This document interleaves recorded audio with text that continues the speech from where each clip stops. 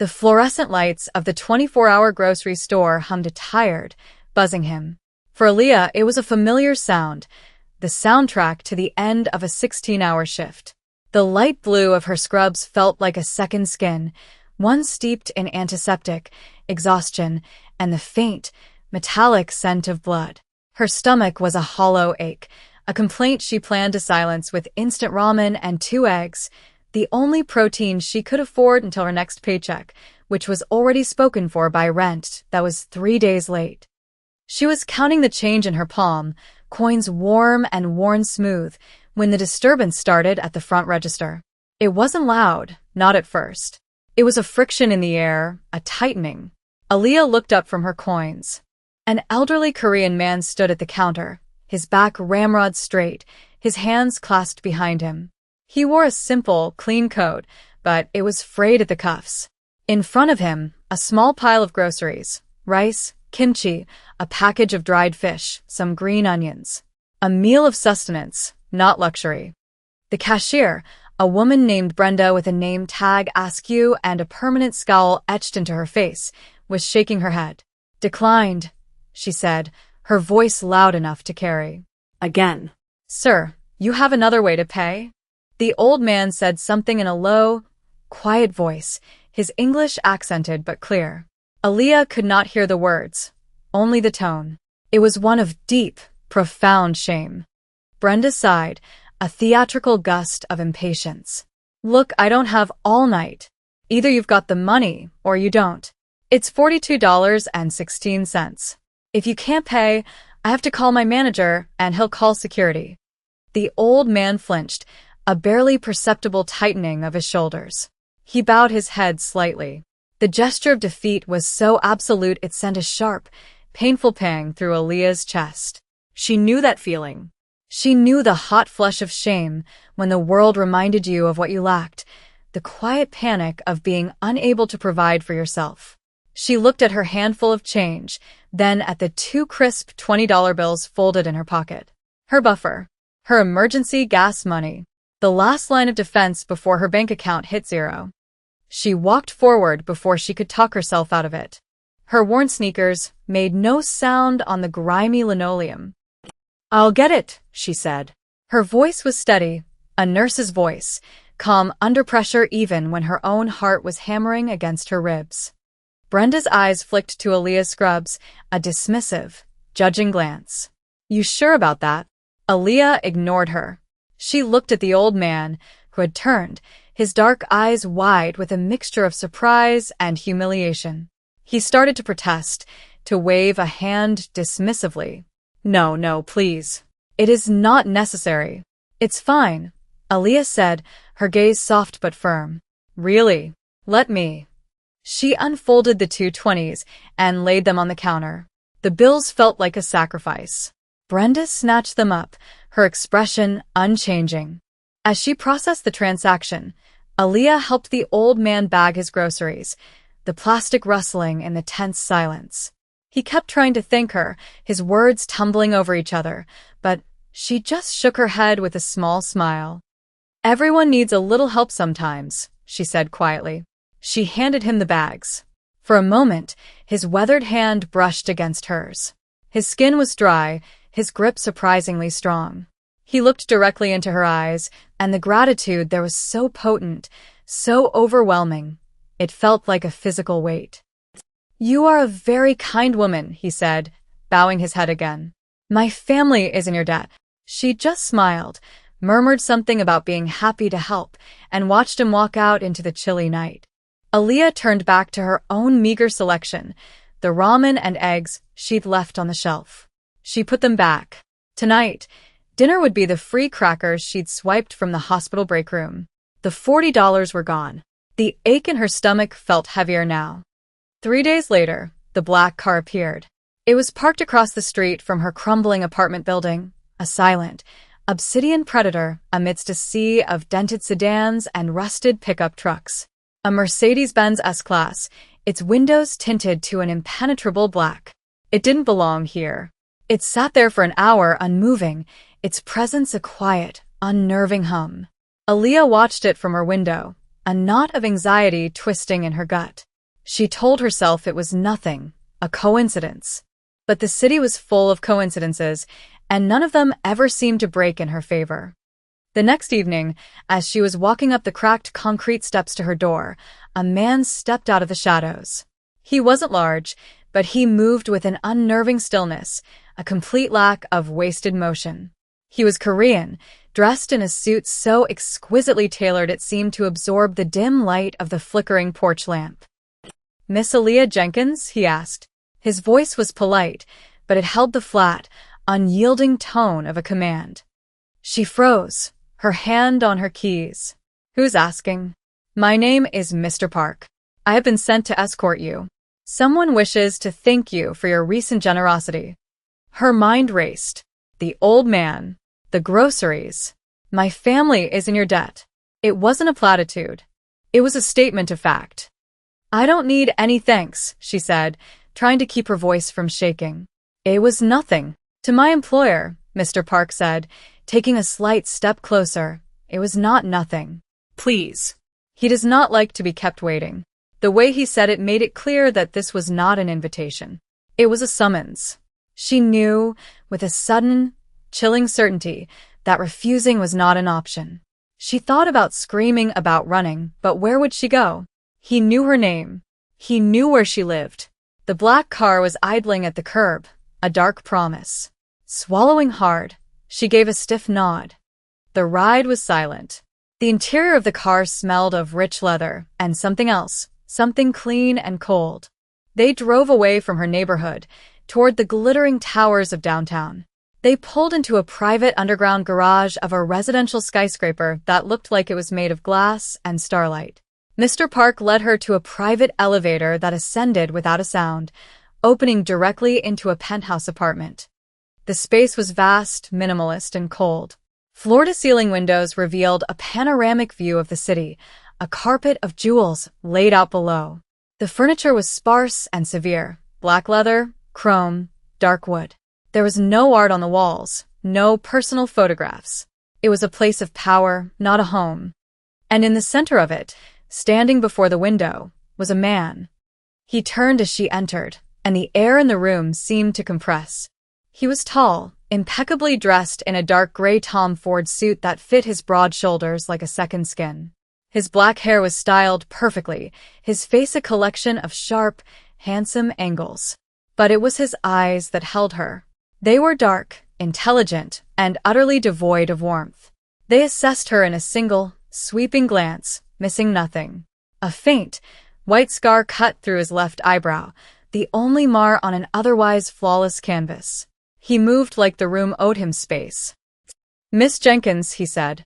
His voice was a low baritone, smooth and controlled. "I am Kwon Jinwoo." He didn't offer his hand. He gestured to one of the leather chairs. Aaliyah remained standing. "Your grandfather," she said, finding her voice. "Is he all right?" A flicker of something, surprise, perhaps, crossed his face before it was gone. "He is fine. He told me what you did. An act of considerable kindness in a world that offers very little of it." "It was $40, she said, her chin lifting slightly. "I don't want anything for it." "I'm afraid it's not that simple," Jinwoo replied, his voice still unnervingly calm. "The Kwon family repays its debts. All of them. My grandfather was embarrassed. You spared him that. That is a debt of honor, and it must be settled." He knew about her late rent. He knew about her financial struggles. He knew the name of the hospital where she worked and the hours of her shifts. He laid out the facts of her life with the detached precision of a surgeon discussing a chart. He placed a single, sleek key card on the polished black table between them. "I have arranged for a new apartment for you. In a safe building. The first year's rent has been paid. Your belongings will be moved tomorrow. Mr. Park will handle the details." Aaliyah stared at the key card. It was a lifeline. It was a cage. "I can't accept that." "You can," he corrected her gently, but the gentleness was lined with steel. "And you will. Consider it a gesture of gratitude. I do not like knowing that someone to whom my family owes a debt is living in a place with faulty wiring and a broken lock on the front door." He knew about the lock. The cold dread that had been simmering in her stomach turned to ice. This wasn't a thank you. This was a claim. He was absorbing her into his world, tidying up a loose end, settling a ledger that only he could read. She was a line item, an obligation. "What if I say no?" she whispered. Kwon Jin-woo finally moved, stepping away from the window. He walked toward her, his presence dominating the space. He stopped a few feet away. The air crackled with a silent, invisible energy. He smelled of cedar and something sharp, like winter air. "Then I would be forced to insist," he said, his dark eyes locking onto hers. "And I find that when I insist, things become unpleasant for everyone. You helped my grandfather. Now you will allow me to help you. This is no longer a discussion." That was the moment she understood. She was no longer just a nurse struggling to pay her rent. She had stumbled into a world that operated on a different set of rules, a world of debts and power, a world run by the man standing before her. She had paid for an old man's groceries, and in doing so, she had been purchased herself. The new apartment was beautiful. It was also a prison. Perched on the 27th floor of a secure building, it had the same sterile, impersonal feel as Jin-woo's penthouse. Her few belongings looked pathetic and lost in the cavernous space. There was a new wardrobe full of clothes in her size, a pantry stocked with food she could never afford. Aaliyah continued to go to work, picked up and dropped off by the silent Mr. Park, moving through her old life like a ghost. The first crack in the gilded cage appeared a week later. On the drive home from the hospital, a black sedan, sleek and aggressive, swerved in front of them, forcing Mr. Park to slam on the brakes. Aaliyah was thrown forward, her seatbelt digging into her chest. Before she could process what was happening, another car boxed them in from behind. Mr. Park said nothing. His face was a mask of calm focus. He smoothly reversed the car, smashing into the vehicle behind them with a deafening crunch of metal. Then he threw the car into drive, swerving onto the curb, weaving through terrified pedestrians who scrambled out of the way. Aaliyah's heart was a frantic drum against her ribs.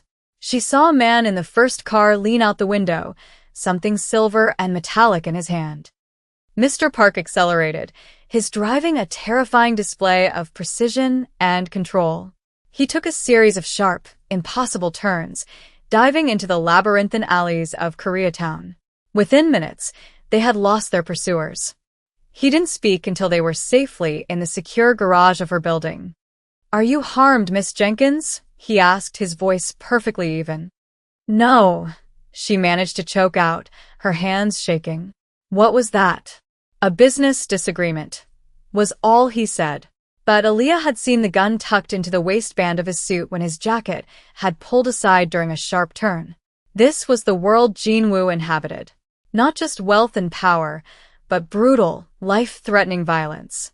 That night, Jin-woo came to her apartment. He let himself in with his own key. He found her standing by the window, staring down at the city lights, her arms wrapped around herself. He looked different than he had in his penthouse. The perfect control was still there, but it was strained. There was a tightness around his eyes, a tension in his jaw. "Park informed me of what happened," he said, his voice clipped. "A business disagreement," she repeated, her tone laced with bitter irony. He didn't respond to the sarcasm. He walked to the window, standing a few feet from her. "They were not supposed to know about you. This is a complication." "I'm a complication?" she asked, a surge of anger cutting through her fear. "I was living my life. You're the one who dragged me into this." His gaze softened, just for a second. It was the most emotion she had ever seen from him. "Yes," he said, the admission quiet. "I did." He looked out at the city, his expression unreadable. "My younger brother, Min-jun, he was too trusting. He believed in the honor of men who had none. He brought a rival into our home, into our confidence. That rival betrayed him, betrayed us. It cost my brother everything. I do not make the same mistakes. Security, control, it is all I have." It was the first piece of himself he had ever offered her. A glimpse behind the steel wall. A wound. A failure he carried every single day. He failed to protect his brother, And now his obsession with control was a cage he built around everyone he considered his. He turned back to her, and the vulnerability was gone, replaced by his usual mask of command. But she had seen it. You will have a full-time security detail from now on. You will not go anywhere alone. This isn't a life, it's a sentence, she whispered. He stepped closer, the space between them shrinking until she could feel the heat radiating from his body. He didn't touch her, but his proximity was a physical force. I am aware, his voice was low, almost a murmur. They will not get to you, Aaliyah. He said her name. Not Miss Jenkins. Aaliyah. He said it differently than anyone else ever had. It sounded less like a name and more like a declaration. A territory he was marking. Their eyes met, and in the charged silence, the city below seemed to disappear. She saw the truth of his world in his eyes, the violence, the loneliness, the crushing weight of his empire. And she saw something else, too. Something that looked terrifyingly like protection, like possession. She could have screamed at him to leave, to let her go. She could have packed a bag and run the moment he was gone. But she didn't. She stayed, rooted to the spot, her heart hammering a rhythm that was equal parts terror and a strange, unwelcome fascination. That was her choice. She stayed. The weeks that followed were a blur of tense, quiet routines. Aaliyah continued her work at the hospital, a silent, grim-faced guard now shadowing her every move. She learned to live with the constant low-grade fear. She also learned to watch Kwon Jinwoo. He would appear at her apartment unannounced, sometimes just to stand at the window and drink a glass of whiskey in silence. In these moments, she saw the immense burden he carried. One evening, she came home to find him in a meeting in her living room with Mr. Park and two other severe-looking men. She tried to retreat to her bedroom, but Jinwoo's voice stopped her. Stay. It was not a request. She stood by the doorway, a silent observer. They were speaking about a man named Choi, a rival who was growing too bold. Jinwoo listened, his face impassive, as his men detailed Choi's transgressions. Then he spoke. His voice was quiet, almost gentle, but the words were made of ice and razors. The warehouse at the port is no longer profitable for him, Jinwoo said. Ensure it becomes a permanent liability. And the source of his information inside our organization, find him. Remind him what loyalty means. He looked at one of his men. And what the price of betrayal is. Make it clean. No witnesses. Aaliyah felt the blood drain from her face. It was a death sentence, delivered as calmly as a dinner order. This was who he was. Not just a protector, not just a man with a wounded past. He was a killer. A king ruling an empire of violence. Everything in her screamed to run, to get out, to claw her way back to her simple, broke, but morally clear life. But as she looked at him, at the absolute certainty in his eyes, she felt a paralyzing fascination. He was a monster, but he was the monster keeping her safe. She didn't run. The next day, Choi's faction retaliated. They didn't go after Jinwoo. They came for her. It happened as she was leaving the hospital. Her usual guard was leading her to the car when two men appeared as if from nowhere. The attack was brutally fast. Her guard moved to intercept them, and the world exploded into chaos. Aaliyah was shoved backward, stumbling against a wall. She saw one of Choi's men fall, but the other one lunged for her. Fear, cold and sharp, pierced through her. But 16 hours a day in an emergency room had taught her one thing: how to act under pressure. As the man reached for her, she dropped her bag and grabbed the heavy, stainless steel thermos inside. She swung it with all her might, connecting with the side of his head with a sickening thud. He staggered back, stunned. Just then, Jinwoo's black Mercedes screeched around the corner, followed by another. He was out of the car before it had fully stopped, moving with a lethal grace that was terrifying to behold. He didn't shout. He didn't hesitate. He was on the second attacker in a heartbeat, and the fight was over before it had truly begun. When the violence subsided, the street was suddenly silent, save for the sound of their ragged breaths. One of Choi's men was on the ground, unconscious or worse.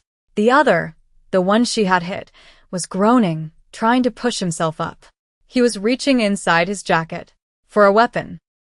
Jin-woo was momentarily distracted, speaking urgently into his phone. In that split second, Aaliyah saw the danger. She didn't think. She acted.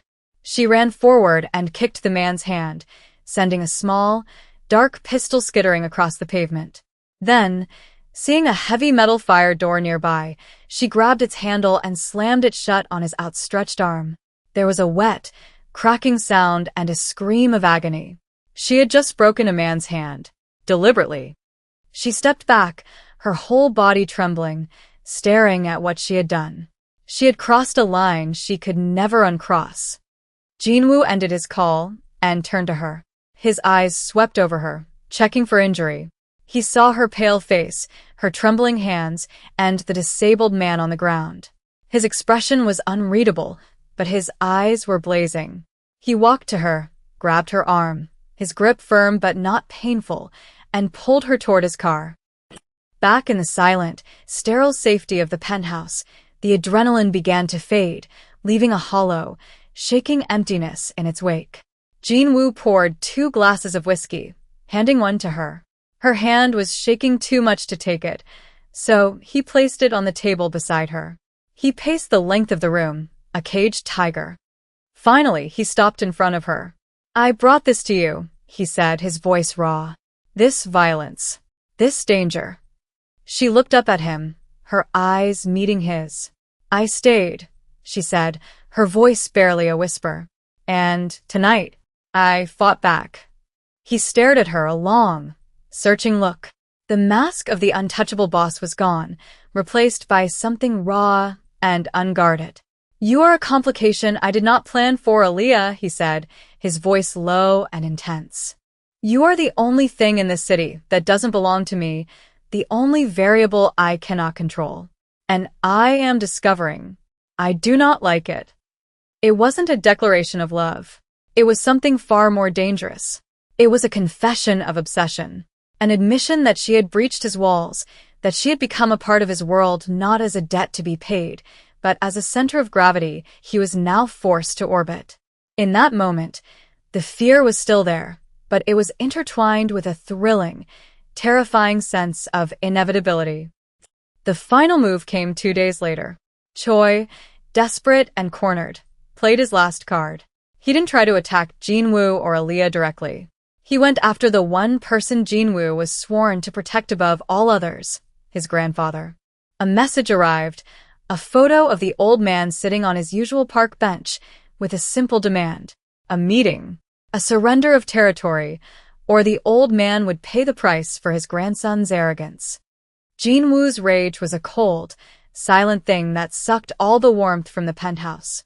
His men were a whirlwind of activity, planning an assault, but they were working blind. Choi's message had been vague about the exact location, a public square with a dozen possible ambush points. Aaliyah watched them, her mind racing.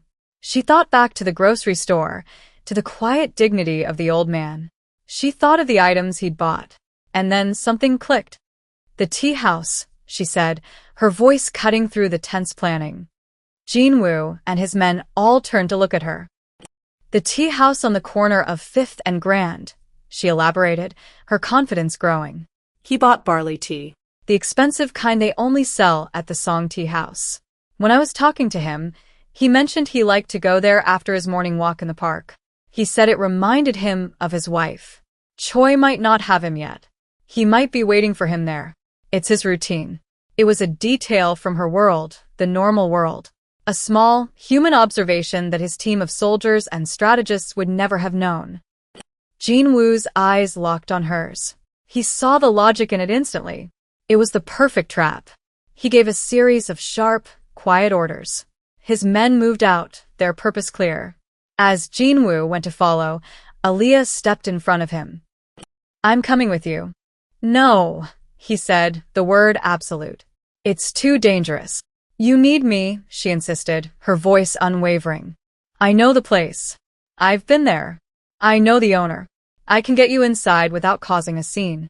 I won't be a liability. I'll be an asset." He stared at her, at the fierce determination in her eyes. She was no longer just the nurse he had pulled into his orbit. She was a player in the game, whether he liked it or not. He gave a single, sharp nod. The tea house was quiet. Aaliyah walked in first, Jin-woo a few steps behind her, looking like any other businessman. She greeted the owner, ordering their usual jasmine tea. Her eyes scanned the room. In a corner booth, she saw him, Mr. Kwon, looking frail and small. Across from him sat Choi, a cruel smile on his face. Two of Choi's men were pretending to be customers at a nearby table. Jin-woo's men were already in position outside. Aaliyah sat down, her back to Choi, creating a shield with her body. The air was thick with unspoken threats. The standoff was a silent battle of wills. It broke when Choi, growing impatient, pulled a knife, the blade pressing against the old man's throat.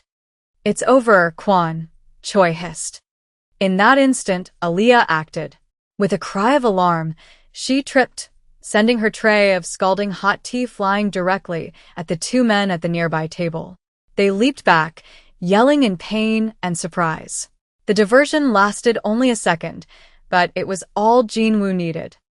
The violence was swift and brutally efficient. Jin-woo moved, a blur of motion. The two guards were neutralized by his men entering from the back.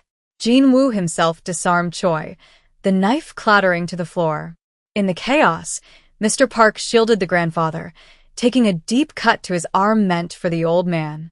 A cost was always paid.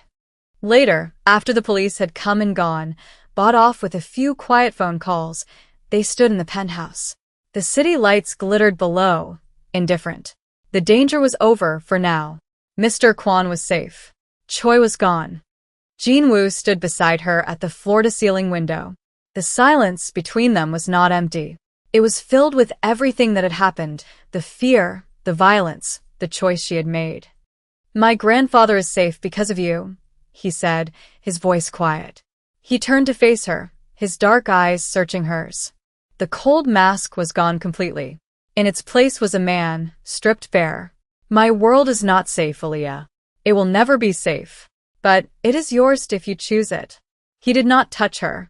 He did not make any grand declarations. He simply held out his hand, palm up. It was not a command. It was not a claim. It was an offer. A choice. Stay or go. Damnation or salvation, intertwined. She looked from his hand to his face. She saw the monster and the man, the king and the prisoner of his own empire. She saw her future, a dangerous, uncertain path illuminated by the cold fire in his eyes. And she knew she had already made her choice long ago. Slowly, deliberately, she lifted her hand and placed it in his. His fingers closed around hers, a silent, binding promise. The world outside didn't change, but in the quiet of the penthouse, high above the city, everything was settled.